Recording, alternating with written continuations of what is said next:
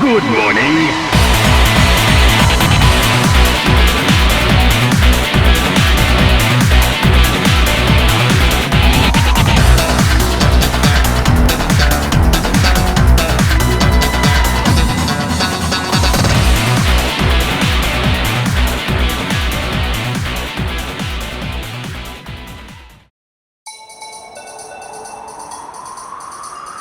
The early 1980s is considered the golden age of arcade video games, and the Japanese company Namco was regarded as the frontrunner of the industry with its growing number of successful arcade games that would prove to be timeless classics. By the beginning of the 1990s, the popular arcade genre had shifted over to the beat-em-ups, and fighting games were seen as the next big phenomenon with the release of Street Fighter II from Capcom in 1991. Many other companies began to develop their own fighting games to compete with this new juggernaut in the industry, including Namco. They first developed and released a weapon-based fighting game called Knuckleheads that was directed by Masamichi Abe. The game wasn't very popular and proved to be a commercial failure, so Namco started work on another fighting game with a much more ambitious approach. At the time, there was the growing consensus within Namco that true-to-life animation was going to become a huge aspect of video game graphics going forward. Namco began conducting a lot of research and development into polygon-based graphics. Hajime Nakatani, a longtime employee of Namco, was placed in charge as the producer for the game. One of the game designers brought in to work on this new fighting game project was Seiichi Ishii, a game designer who had made a name for himself as one of the early pioneers of 3D polygonal graphics, having worked on the revolutionary Virtua Fighter released by Sega in 1993. Seiichi Ishii would serve as the game's co-director alongside Masamichi Abe. When it came to control schemes for fighting games, most of them at the time normally had buttons that were based around different levels of strength. For this game, there would be a 4-button control scheme, each one designated to the limbs of the character on screen. This way, the player could execute a number of punch and kick combos quickly and more intuitively, a concept originated from the designers striving for true-to-life animation. When designing the universe around the game, however, the developers wanted to have the feeling of realism but within the bounds of a video game. So while the character animation generally appeared true to life, the overall feel of the game would have an element of fantasy that allowed for a wide range of expressions normally reserved for movies or Japanese manga. The designers wanted to portray what players would expect from the reality they see within games in an atmosphere that would also leave an impact upon the observer. When it came to designing what type of music would be used to represent the game, Yoshie Takayanagi and Yoshie Arakawa were responsible for composing the original soundtrack.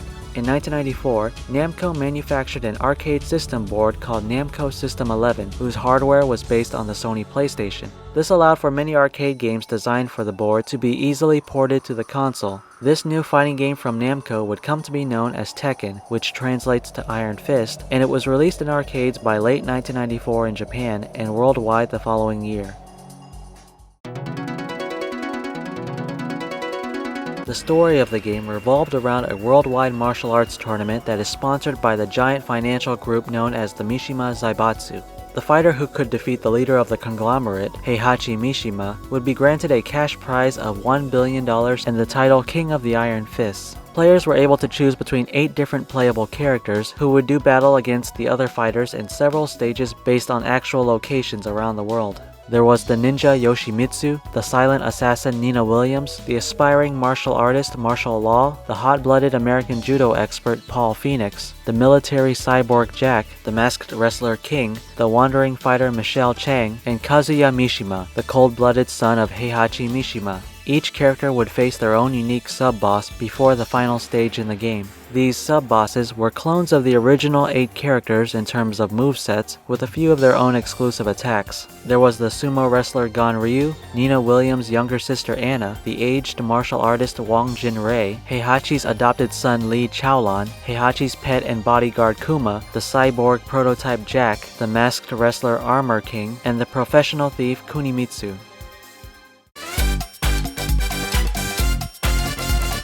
When Tekken was released in arcades, it was well received by players and critics who saw it as a good start for a potential new series of fighting games. However, it was also widely viewed as simply Namco's attempt at imitating Sega's Virtua Fighter, since it featured many similarities in terms of its aesthetics and mechanics. Both games featured hand-to-hand combat based on real fighting styles and 3D polygonal graphics, but while Tekken offered a 4-button control scheme, Virtua Fighter only required 3 buttons. Also, because Virtua Fighter was developed by Sega, the game remained exclusive to Sega consoles, and since Tekken was originally designed around the PlayStation's hardware, the game remained exclusive to the Sony PlayStation. When Tekken was ported to the console in 1995, the game received a number of bonus features not found in the arcade version.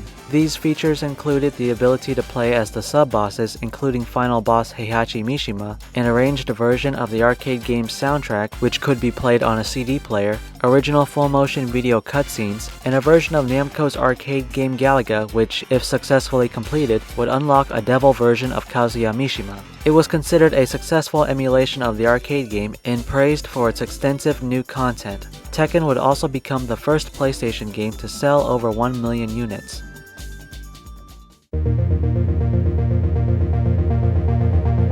Development soon began on a sequel to the game, but its main designer Seiichi Ishii would leave Namco by the time of its release. In 1995, Seiichi Ishii established his own company known as Dream Factory through Sega and Namco and continued to develop more fighting games like the Tobal series. Masamichi Abe remained as the co-director for the second installment and was joined by Masahiro Kimoto, a game designer who previously worked on the first Tekken and was now promoted to be the new co-director. Tekken 2 was released in Japanese arcades in 1995 and would receive an updated version that was released worldwide the following year.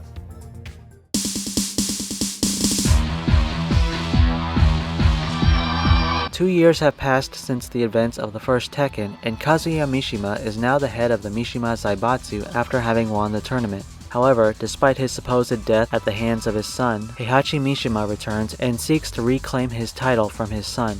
Tekken 2 ran on the same arcade board as the first one, and there were a number of additions to the game's mechanics. A number of characters were given new attack abilities that could be performed, such as reversals, back throws, throw escapes, auto guards, and tackles that were modified to inflict more damage based on the player's running distance. There was a new soundtrack from the previous composers, but many songs from the first game were also featured. The 18 characters from Tekken returned in Tekken 2, with the exception of Jack, who was replaced by Jack 2, and Devil Kazuya, who now served as the final boss for the game and had his own unique attacks. They were joined by 7 new playable characters for a total of 25 different playable characters. These new characters included the kickboxer Bruce Irvin, the boxing kangaroo Roger, the taekwondo expert Paik-Do-san, the boxing dinosaur Alex, an angel who seeks to save Kazuya Mishima from his devil form, the Hong Kong police detective Lei Wulong, and Jun Kazama, a mysterious woman who seeks to stop Kazuya Mishima.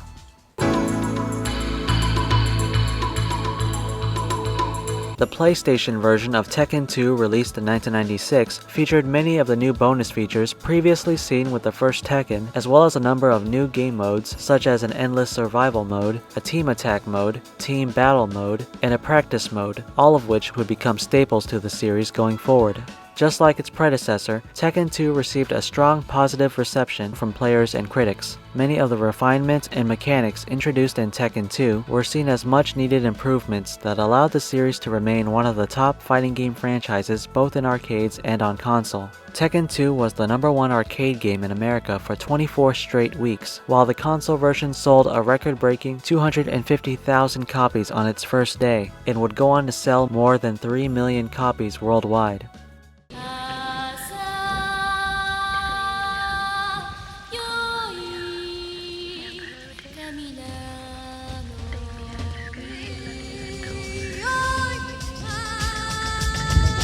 Tekken's popularity was only getting stronger as the series became a mainstay both in the arcades and whenever a new game was released on the PlayStation. However, after Tekken 2 had been released, the development team faced another significant departure when its co-director Masamichi Abe departed from Namco. Masamichi Abe would later become employed at Nintendo, where he would serve as a director on a number of the company's biggest games, such as 1080 Snowboarding for the Nintendo 64 and the Pikmin games for the Nintendo GameCube. Still, the team at Namco carried on, and development soon began on the third installment of Tekken. Masahiro Kimoto retained his position as co-director for the next game, and he was joined by another game designer who, like him, had previously worked on the Tekken games and was now promoted to become the new co-director. His name was Katsuhiro Harada.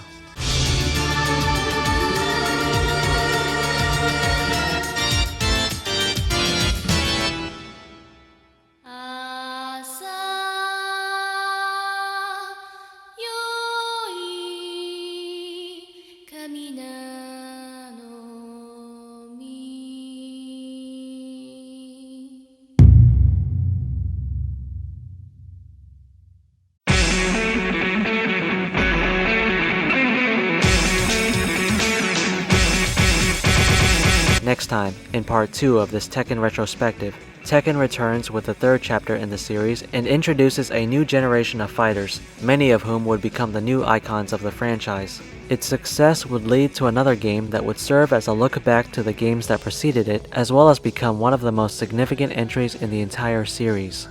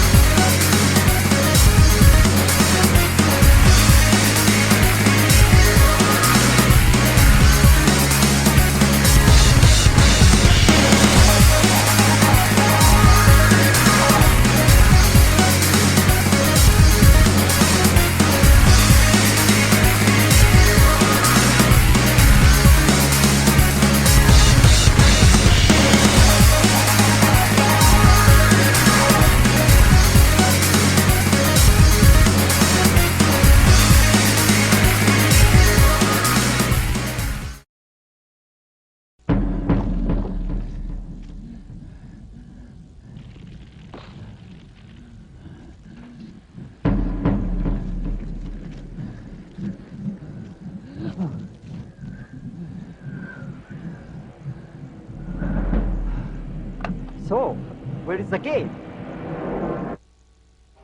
What good is the ultimate gaming system without the ultimate fighting game, Tekken, for the Sony PlayStation, powered by Namco? Pick up a six-pack, you idiot!